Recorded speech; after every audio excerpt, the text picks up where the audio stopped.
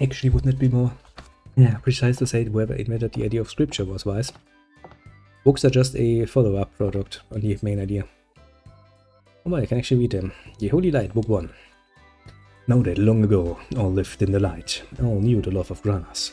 The earth was bountiful, and the people's hearts were glad. So did Velma find the world. The taint of darkness spread across the land. The heart of man was despoiled of its innocence. Light and darkness moved to battle, by fate ordained. Man too prepared for war, the numbers divided between light and darkness. So began the battle of good and evil, fought without ceasing, upon the fields of eternity, day yielding not to night. The dead had long ceased to be counted, when at length Granas and Velma fixed their eyes upon each other, better to make an end. What did Marquite is? Its formal title is The Holy Light. Quite an inflated title for a dumbed-down version of the original scripture. This was meant to be read by us common folk, right?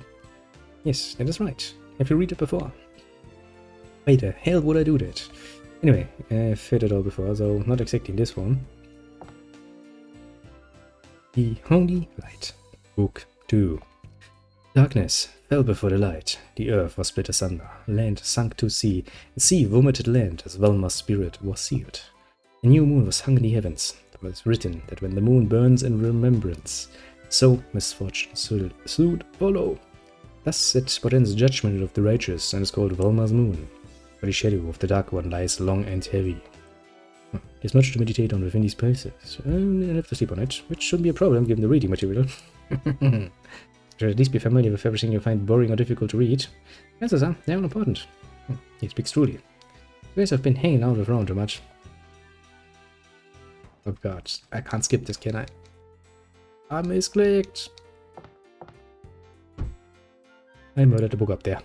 The Holy Light, Book 3. The darkness steered even as the seals were set, anxious again to work upon the hearts of men. So strong is its hatred of light. And Granas set a part of his spirit aside, fashioning the sun to restore the ruined land. And then, wounded, the light slept. Does not the light of the sun shine even now? Does not the land await the return of its true God? May the light come quickly. Does not Ryu tire of this? Does not he want to put his fist through this book? May his suffering end quickly. Which part of it bothers you? But it says, whoopee for Granas, let's run about happily, trading brightly colored ribbons from our hands. Yes, that cannot be helped. It is this kind of book.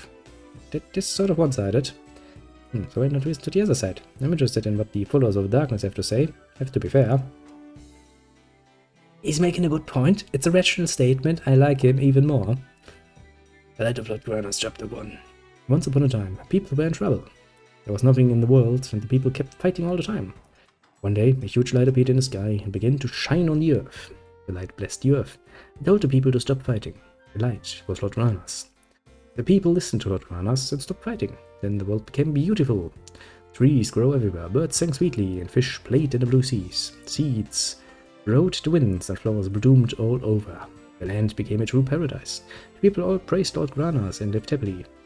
This is painful. How many young minds have been totally robbed by this bogus story? You have to admit, it's quite a many work. I've never heard it.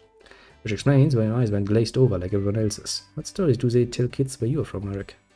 The sun also rises, and the sun also sets. The river runs into the sea is not full. Rain returns unto the heavens.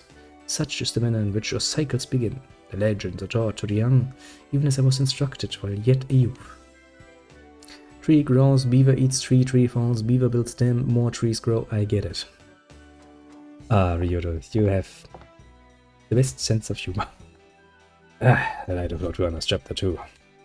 But one day, the sky suddenly grew cloudy. The daytime became as dark as night, and a heavy rain began to fall.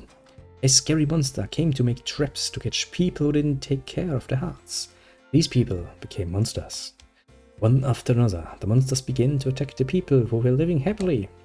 Lord Granas saw what the bad people were doing and lifted a giant sword to protect the good people from the monsters. Some people had run away when they saw the monsters.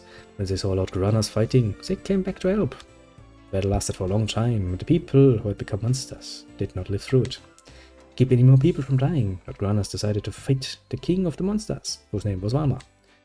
Your people burned themselves with dread at a tender age. Your fear of demons and darkness must indeed be great.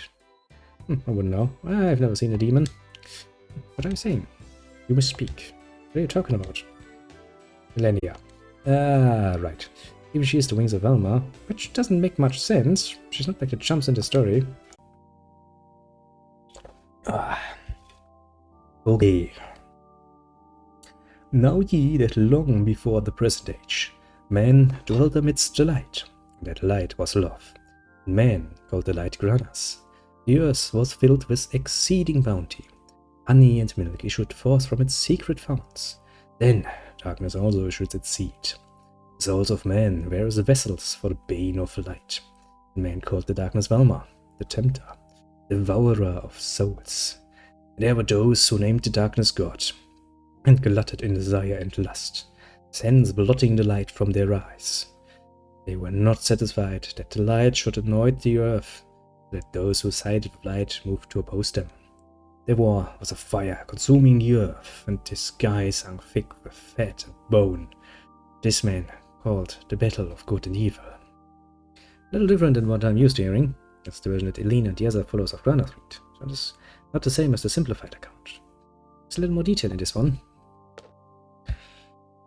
Misery joined in equal ruin for 6 days and 7 nights, and on the 7th day, darkness and light sought a reckoning.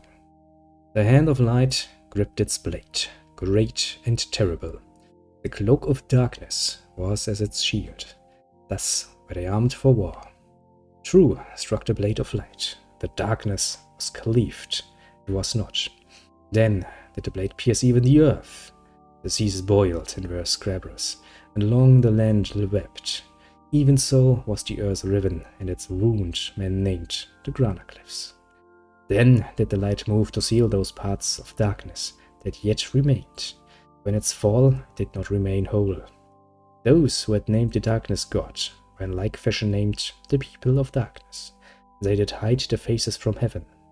Content in its work, the light blessed the earth, and all was made well. Then, wounded, the light fell in a heavy slumber. The light will burn in our hearts and will not expire. 'Tis man swore, but the God of light shall return to claim the earth. And the sword of light, called the divine sword, came to rest with the legion of darkness in remembrance of their betrayal. And there was peace. The people of darkness. Something wrong, kid? You're pale. Nothing. Nothing at all. You sure about that? Yet, after this, a new moon was hung in the heavens, its face gazing balefully downward upon the earth. It was an ill omen, swollen heavy with foreboding and dread. It was said that darkness yet had power. And again, the souls of men were sifted and tried by the darkness as it sought to bring about the day of its return. 'Tis men called the day of darkness. The light will depart, and the dead shall rise to the throne of judgment. Know ye that this is the last judgment, when all will be weighted and found lacking, and all brought to ruin. The works of man will be brought low. Darkness will set in naught all men's labors, preparation for its terrible rebirth. Now, my brethren, that Velma is yet at the door, gird yourself with light, for purpose is one. This must not come to pass. The moon's creation in particular interests me. I've not before heard the tale told as such. What do you people say about it? We do not ponder the making of each grain of sand. Never been so. The setting of the sun, the rising of the moon. What about Granas and Velma? You think they had something to do with it? I did not see them do so. Let others believe as they wish to. I know not the truth behind it. Well, I did kinda say that if we come back to this room, I will read the rest of the books to you, so... one more sip from my cup and we shall do so. Okay. The holy annals of the ages of the gods. Oh boy.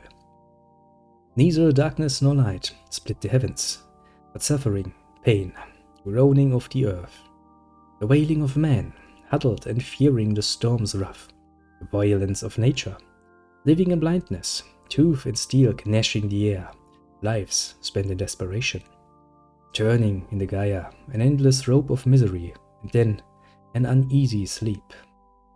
Life slipping, passing without note, the names of the dead unused, unremembered. Great. Oh, I'm depressed and bored. Maybe it gets better. I don't think it gets better, Ryudo. Oh. The light descended then, and the chaos was bound. The rivers of blood were dammed. Their eyes were opened. This the light did. No longer that man war with his brother.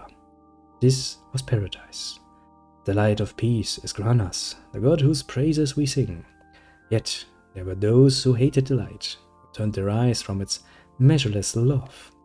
The light fell upon their backs, casting long shadows on the earth. Darkness was burst. Alma Pandey. Yes, these are the holy nails of the ages of the gods. Describe the battle between Granas and Velma. All the bloody texts do that, in an annoyingly roundabout fashion. The Holy Book of Granas is said to have been based on this text. Yes, more. Let's keep reading. Holy Annals of the Ages of the Gods, Chapter 3, Red Twilight Age. Dum dum dum.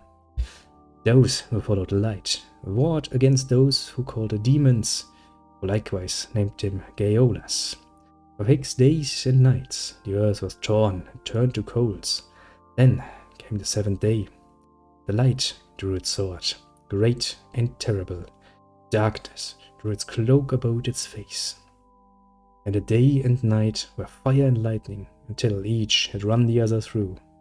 The sword of light pierced the earth, raising the boiling sea, sinking the bursting land.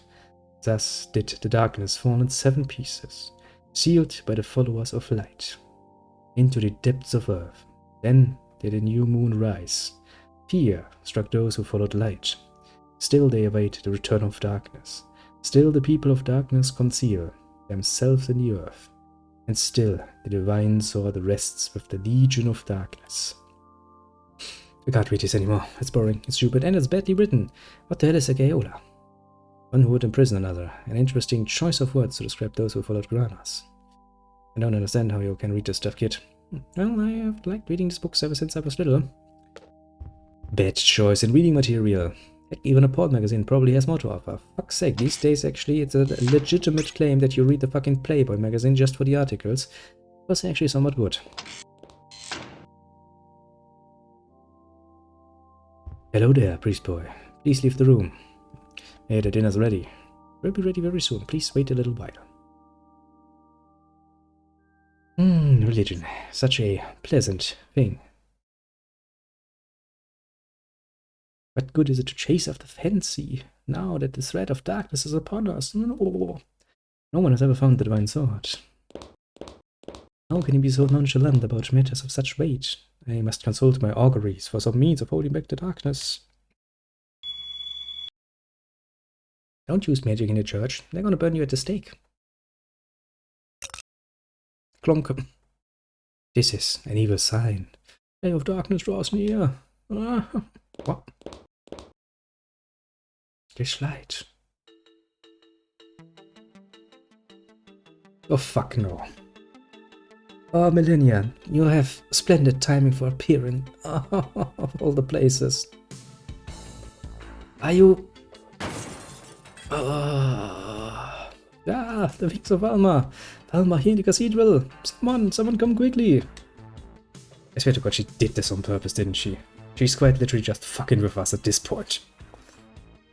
Truly, bright as the body's life, as the earth is to all that spring from it, so also a fine bread is loam for the soul. Well, this bread is delicious. Ryudo, how are you going to eat? Rowan, Marek. I'm going to look for that damned sword. I thought you would say that. The sword interests me, for I have not before heard of its like. You two coming along? It was evermore my intent. Please, let me come along too. Use your help, I appreciate it. This is His Holiness Eros says. This has meaning for me too. What do you mean? Well, you see... Damn it, not again. We're eating. Please excuse me. Told that Velma has taken human form and entered the cathedral. Have you seen any suspicious persons? No? No one has been here. Please excuse this interruption. I must go. Must be Millennia. What the hell is she thinking? Ryudo, my man, that is a very good question. One I'm asking myself at this very point. What the hell is that woman thinking, apart from being ridiculously provocative to the whole fucking church? Might I point out that we are in the fucking cathedral, the same cathedral that has cathedral knights, who are apparently zealous idiots that will quite literally murder you for, well, actually for pretty much every reason the fucking Pope can come up with.